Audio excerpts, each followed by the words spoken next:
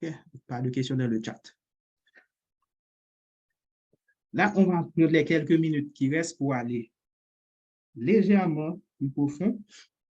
Donc, vous vous rappelez, au début, lorsqu'on formulait les hypothèses, on a parlé d'hypothèses alternatives et d'hypothèses nulles. Okay. Donc, là, voilà l'importance d'avoir cette hypothèse nulle.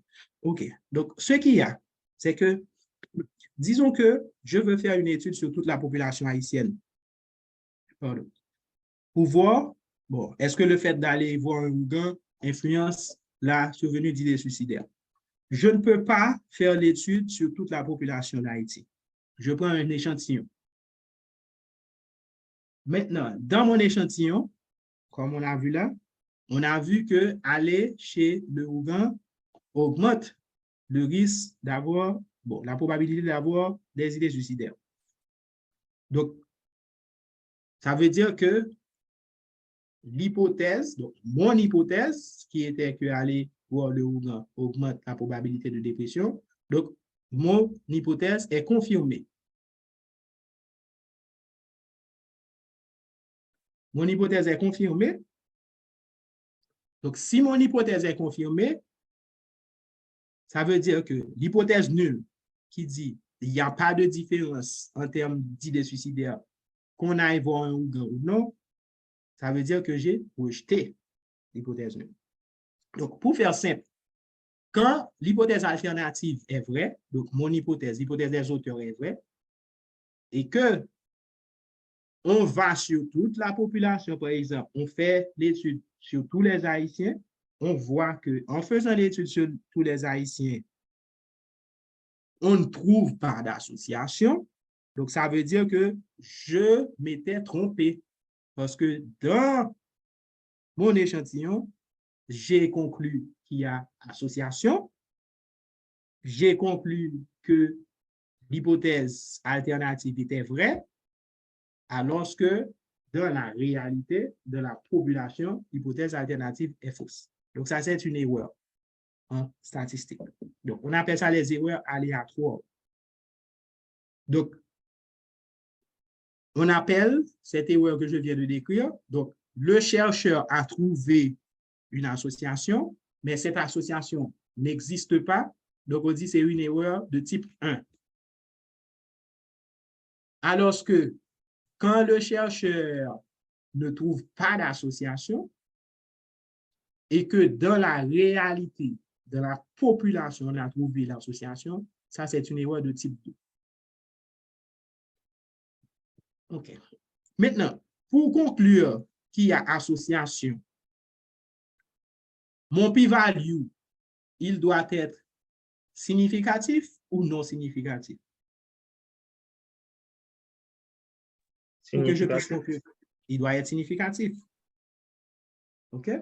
Donc, ça veut dire que la probabilité de faire une erreur de type 1 est liée au p-value. Et c'est quand le p-value est inférieur à 0.05 que je peux faire une erreur de type 1. Parce que pour faire l'erreur de type 1, il faut que mon hypothèse, je conclue qu'elle soit vraie et que dans la réalité, elle est fausse. OK. Donc, ce que je voudrais que vous reteniez, c'est que le fait qu'on travaille sur des échantillons, on peut faire des erreurs. Donc, ces erreurs-là, c'est des erreurs aléatoires. Ça veut dire que ça ne dépend pas de la méthode que vous avez utilisée, mais ça dépend tout simplement du fait que les échantillons vont être différents d'un échantillon à un autre. Donc, ce n'est pas votre faute. OK? Donc, ce qu'il faut retenir, c'est que si vous concluez, d'après les résultats que vous avez, vous concluez qu'il y a une association entre l'exposition que vous recherchez et votre outcome, donc vous avez quand même une probabilité de faire une erreur, de vous tromper en disant qu'il y a une association et dans la réalité, il n'y a pas d'association. Et cette probabilité est donnée par le p-value. Donc, si le p-value est de 0.03, ça veut dire la probabilité de faire une erreur de type 1 est de 3%. OK? Donc, maintenant, passons à l'erreur de type 2. L'erreur de type 2, c'est dans la population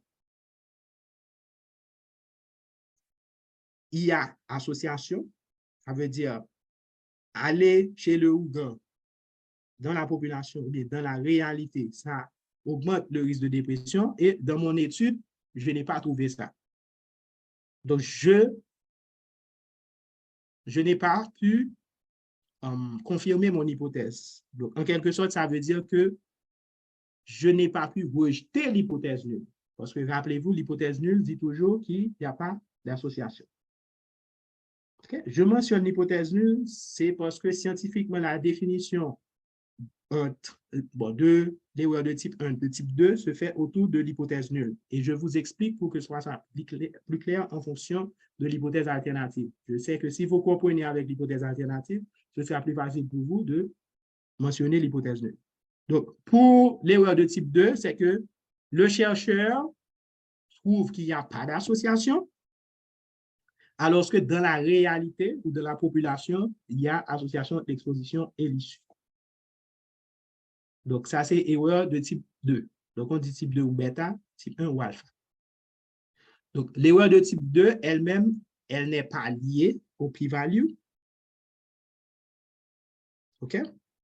Elle sera liée à un autre élément qu'on appelle la puissance de l'étude. Donc, la puissance de l'étude, c'est la capacité qu'a l'étude de détecter une différence ou une association quand elle existe dans la réalité. Donc, dans ce cas, dans la réalité, voir le Ougan influence la dépression. Donc, je n'ai pas pu prouver ça dans mon étude. Peut-être parce que ma puissance était trop faible. Donc, vous allez voir qu'on mentionne cet élément-là, cet élément de puissance.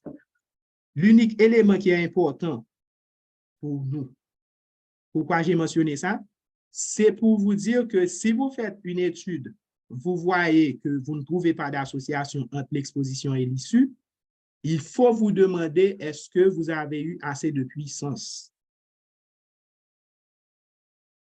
pour trouver cette différence? Et dans le